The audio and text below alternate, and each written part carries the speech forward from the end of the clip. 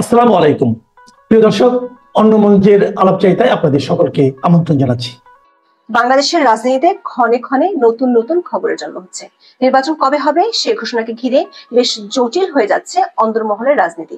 এই জটিলতার ছক কষতে শুধু দেশীয়রাই নয়, অতীতের রহস্যময় বিদেশিরাও যোগ দিচ্ছেন। খবর হলো, বাংলাদেশের রাজনীতিতে রহস্যময় বিদেশি হিসেবে পরিচিত সাবেক মার্কিন রাষ্ট্রদূত পিটার হাসের সঙ্গে কক্সবাজার গিয়ে বৈঠক করেছেন সরকার সমর্থিত কিংস পার্টি এনসিপির 5 নেতা।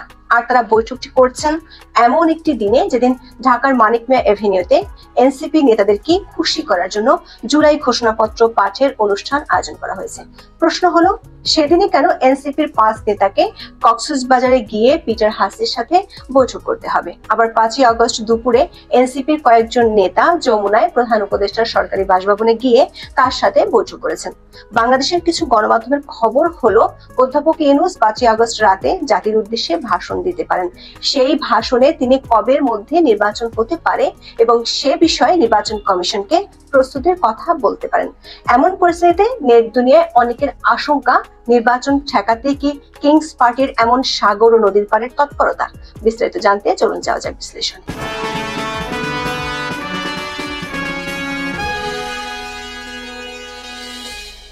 2024 সালের 5ই আগস্ট শেখ হাসিনা সরকারের পতন হয়েছিল। দেশ ছেড়ে ভারতে চলে যান সাবেক প্রধানমন্ত্রী শেখ হাসিনা। প্রথমে সরকারের পক্ষ থেকে বলা হয়েছিল জুলাই ঘোষণাপত্র সরকার দিবে না। রাজনৈতিক দলগুলোর মধ্যেও এই ঘোষণাপত্র নিয়ে ততটা আগ্রহ ছিল না। শেষ পর্যন্ত সরকারের কিংস পার্টি এনসিপির চাপে জুলাই ঘোষণাপত্র দেওয়ার কথা জানায় সরকার। তবে সেই ঘোষণাপত্রের খসড়া গোপন রেখেছে সরকার। 5ই আগস্ট বিকেল 5টায় মানিক মিয়া এভিনিউতে প্রধান উপদেষ্টা অধ্যাপক ইউনূস নিজেই এই ঘোষণাপত্র পাঠ করবেন। এর জন্য সারা দেশ থেকে লোক আনার জন্য 30.5 লাখ টাকা খরচ করে 8টি ট্রেন ভাড়া করা হয়েছে। ব্যাংকের জন্য সাধারণ ছুটি ঘোষণা করলেও সকল ব্যাংকের কর্মকর্তাদের সরকারি কর্মসূচিতে থাকা বাধ্যতামূলক করা হয়েছে। পুলিশের জন্য বিশেষ নির্দেশনা দেওয়া হয়েছে। 5ই আগস্ট সকাল পর্যন্ত এসবই ছিল প্রধান খবর, কিন্তু মধ্য দুপুরের পর থেকে নেট পাড়ায় তোলপাড় পড়ে যায়। যে এনসিপি নেতাদের খুশি করতে সরকার এত বড় আয়োজন, তারাই তো ঢাকায় নেই। দলটির 5 শীর্ষ নেতা ঢাকা থেকে সকালে বিমান যোগে গিয়েছেন সৈকতের নগরী কক্সবাজারে। এই 5 নেতা হলেন জাতীয় নাগরিক পার্টির মুখ্য সমন্বয়ক নাসিরুদ্দিন পাটোয়ারী, উত্তর ও দক্ষিণ অঞ্চলের মুখ্য সংগঠক সার্জিস আলম এবং হাসনাত আব্দুল্লাহ, জ্যেষ্ঠ যুগ্ম সদস্য সচিব তাসনিম জারা ও যুগ্ম আহ্বায়ক খালেদ সাইফুল্লাহ। দর্শক, কক্সবাজারের একাধিক সাংবাদিক এবং গোয়েন্দা সূত্রগুলো থেকে আমরা নিশ্চিত হয়েছি এনসিপির এই 5 নেতা কক্সবাজারের দলীয় বা সরকারি কোনো অনুষ্ঠানে যোগ দিতে যাননি। সূত্রমতে এনসিপি নেতারা বেলা 10:30টায় একটি ফ্লাইটে ঢাকা থেকে কক্সবাজারে যান। সেখানে 11টা 35 মিনিটে স্থানীয় বিমানবন্দরে পৌঁছানোর পর পুলিশের প্রহরায় তারা হোটেল সি পার্লে যান। এই হোটেলটি আগে রয়্যাল টিউলিপ নামে পরিচিত ছিল। সেখানে তাদের জন্য আগে থেকে অপেক্ষা করছিলেন বাংলাদেশের রাজনীতিতে এক রহস্যময় বিদেশি, যার নাম পিটার হাস। শেখ হাসিনার আমলে যিনি সবশেষ গত বছরের 22 জুলাই পর্যন্ত বাংলাদেশে মার্কিন রাষ্ট্রদূতের দায়িত্ব পালন করছিলেন।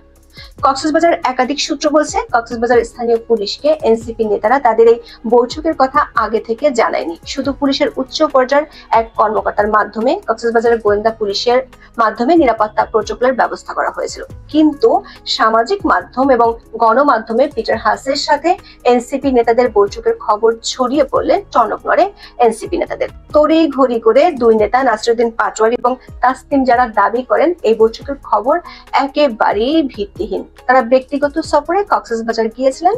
নাসিরুদ্দিন পাটোয়ারী বিবিসি বাংলাকে বলেছেন, কারোর সঙ্গে দেখা করতে নয়, হুট করে ঘুরতে তারা কক্সবাজার গিয়েছেন। পদযাত্রাতে টায়ার্ড হয়ে গিয়েছিলেন, জাস্ট এমনি একটু সাগর পাড়ে গিয়েছেন। প্রশ্ন হলো, জুলাই আন্দোলনের বর্ষপূর্তির দিনে সরকার মানিক মিয়া এভিনিউর অনুষ্ঠানে লোক আনার জন্য ট্রেন ভাড়া করেছে, কর্মকর্তাদের বাধ্য করেছে অনুষ্ঠানে যোগ দিতে, আর এই সবই করছে কিংস পার্টি এনসিপি কে খুশি করতে। আর সেই এনসিপি নেতাদের দল বেঁধে ব্যক্তিগত ভ্রমণে 5ই আগস্টই কক্সবাজার যেতে হলো কেন? বিষয়টি সত্যি ভাবনার। কেন তাদেরকে ব্যক্তিগত ভ্রমণে 5ই আগস্টে কক্সবাজার যেতে হলো? আবার যে হোটেলে গেলেন সেখানে আবার রহস্যদূত পিটার হাসকে থাকতে হবে কেন? সামাজিক মাধ্যমে এই বৈঠকের সাথে অনেকে মিলাচ্ছেন তথ্য উপদেষ্টা মাহফুজ আলমের 4 আগস্ট দেয়া একটি পোস্টকে ঘিরে। 4 আগস্ট মাহফুজ আলম লেখেন, 1-11 পদধ্বনি শোনা যাচ্ছে। তিনি এই পোস্ট দেওয়ার পরপরই বিতর্ক দেখা দেয়। বিএনপি নেতা সালাউদ্দিন আহমেদ বলেছিলেন মাহফুজ আলম হয়তো সে পোস্ট ডিলিট করে দিবেন। এর কিছুক্ষণ পরেই মাহফুজ আলম পোস্টটি ফ্রেন্ডস অনলি করে দেন। অনেকেই বলছেন মাহফুজ আলম সহ সরকারের বেশ কয়েকজন উপদেষ্টার মধ্যে ক্ষমতা হারানোর ভয় ঢুকে গেছে, সেজন্য তারা মানুষকে ভয় দেখাচ্ছেন। আর যাতে ক্ষমতা হারাতে না হয় সেজন্য কি পিটার হাসের সাথে এই বৈঠক হয়েছে? সরকারের একাধিক সূত্র বলছে এনসিপি নেতাদের একটি টিম যখন কক্সবাজারে পিটার হাসের সাথে বৈঠক করছিলেন তখন এনসিপির 2 শীর্ষ নেতা ঢাকায় প্রধান উপদেষ্টার বাসভবন যমুনায় অধ্যাপক ইউনূসের সাথে বৈঠক করেছেন। সূত্রগুলো বলছে এনসিপি নেতাদের মাথা ব্যথা জুলাই ঘোষণাপত্র নয়, বরং অধ্যাপক ইউনূস রাতে জাতির উদ্দেশ্যে ভাষণ দিতে পারেন। সে ভাষণে ত্রয়োদশ জাতীয় সংসদ নির্বাচন ফেব্রুয়ারির মধ্যে হবে এমন একটি ইঙ্গিত তিনি দিতে পারেন। সে অনুযায়ী নির্বাচন কমিশনকে প্রস্তুতি নেয়ার কথা বলতে পারেন। এনসিপি নেতাদের মাথা ব্যথা সেখানে, তারা কোনোভাবে নির্বাচন চায় না। কিন্তু প্রশ্ন হলো নির্বাচন ঠেকাতে হলে পিটার হাসের সাথে বৈঠক করতে হবে কেন? তিনি তো আর এখন মার্কিন রাষ্ট্রদূত বা চার্জ দ্য অ্যাফেয়ার্স নন। মার্কিন বর্তমান প্রশাসনের সাথে তার এই মুহূর্তে সরাসরি কোনো সম্পর্ক নেই। দর্শক, আমরা এর আগে একটি ভিডিওতে বলেছিলাম পিটার হাস বাংলাদেশের ইতিহাসে সবচেয়ে বড় রহস্যময় কূটনীতিক। সূত্রগুলো বলছে এই পিটার হাসের মাধ্যমে এনসিপি নেতারা একজন প্রভাবশালী মার্কিনীর সাথে যোগাযোগের চেষ্টা করছেন, যার সংস্থার অর্থায়নে চলে ইউনূস সেন্টার। এই রহস্যময় মার্কিন ব্যক্তি ও তার সংস্থাটির বিরুদ্ধে মার্কিন ডিপ স্টেট ষড়যন্ত্রের অভিযোগ আছে, যে ষড়যন্ত্রের মাধ্যমে বিশ্বের বহু দেশের সরকার পতনের অভিযোগ আছে। 2022 সালের 15 মার্চ বাংলাদেশে মার্কিন রাষ্ট্রদূত হিসেবে যোগ দেন পিটার হাস। আলবার্ট মিলার দায়িত্ব শেষ করার পর পিটার হাস রাষ্ট্রদূত হয়েছিলেন। 2022 সালে মিলার ঢাকা ছেড়ে যাবার মাসখানেক পর নতুন দায়িত্বে এসেছিলেন পিটার হাস। তখন র্যাবের নিষেধাজ্ঞা বেশ আলোচনা ছিল। পিটার হাসের সময় বেশি আলোচনা ছিল বাংলাদেশের দ্বাদশ জাতীয় সংসদ নির্বাচন। ধীরে ধীরে পিটারের সাথে তখনকার আওয়ামী লীগ সরকারের দূরত্ব তৈরি হয়। নির্বাচনের আগে রাজনৈতিক দলগুলোর সাথে বৈঠক করা শুরু করেন মিস্টার হাস। নিজেই চিঠি দিয়ে গিয়েছিলেন জাতীয় পার্টির দপ্তরে। নির্বাচনের তফসিল ঘোষণা হলে রণে ভঙ্গ দেন পিটার হাস। আকস্মিকভাবে তিনি চলে যান ছুটিতে। তার সেই ছুটিতে যাওয়া নিয়ে রহস্য দেখা দিয়েছিল, কারণ নিয়ম অনুযায়ী তখন তিনি বাংলাদেশের পররাষ্ট্র মন্ত্রণালয়কে জানিয়ে ছুটিতে যাননি। এমনকি পিটার হাসের রহস্যময় আচরণ নিয়ে তখন সামাজিক যোগাযোগ মাধ্যমে বেশ ট্রলও হয়েছিল। পিটার হাসের রহস্যময় আচরণ নিয়ে মার্কিন প্রতিরক্ষা মন্ত্রী লয়েড অস্টিনের কাছে অভিযোগ করেছিলেন ভারতের পররাষ্ট্রমন্ত্রী এস জয়শঙ্কর ও প্রতিরক্ষা মন্ত্রী রাজনাথ সিং। 2003 সালের 10 নভেম্বর অনুষ্ঠিত বৈঠকে তারা এই অভিযোগ করেছেন। বাংলাদেশের রাষ্ট্রদূতের দায়িত্ব পালন শেষে পিটার হাস 2024 সালের 22 জুলাই কোটা সংস্কার আন্দোলন চলার সময় মধ্যরাতে ঢাকা ছাড়েন। ওই বছরের 27 সেপ্টেম্বর যুক্তরাষ্ট্রের পররাষ্ট্র মন্ত্রণালয় থেকে অবসর নেন। 5 আগস্ট হাসিনা সরকারের পতন হলে নতুন অ্যাসাইনমেন্ট নিয়ে ঢাকায় আসেন পিটার হাস।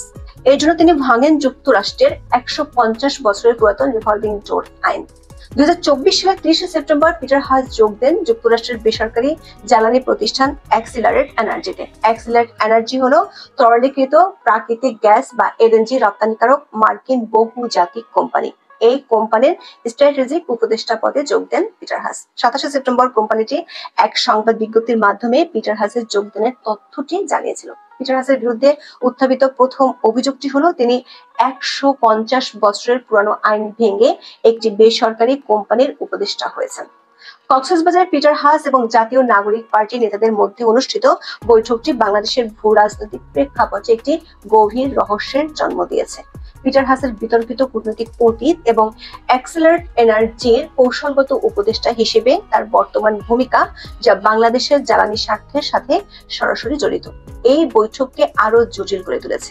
এই বৈঠকের গোপনীয়তা এবং এনসিপির পক্ষ থেকে এর অস্বীকার, আলোচনার বিষয়বস্তুর সংবেদনশীলতা এবং এর সম্ভাব্য সুদূর প্রসারী প্রভাবের ইঙ্গিত দেয়। এটি স্পষ্ট যে এই বৈঠকটি কেবল একটি সাধারণ সৌজন্য সাক্ষাৎ ছিল না। তবে একটি বিষয় স্পষ্ট, এই বৈঠক বাংলাদেশের উদীয়মান রাজনৈতিক পরিস্থিতিতে আন্তর্জাতিক প্রভাব এবং অভ্যন্তরীণ ক্ষমতার গতিশীলতার একটি নতুন অধ্যায়ের সূচনা করেছে, যা আগামী দিনগুলোতে আরো মনোযোগ আকর্ষণ করবে। এখন এই পর্যন্ত সবাই ভালো থাকুন, সুস্থ থাকুন, নিরাপদে থাকুন। দেখা হবে আগামী পর্বে।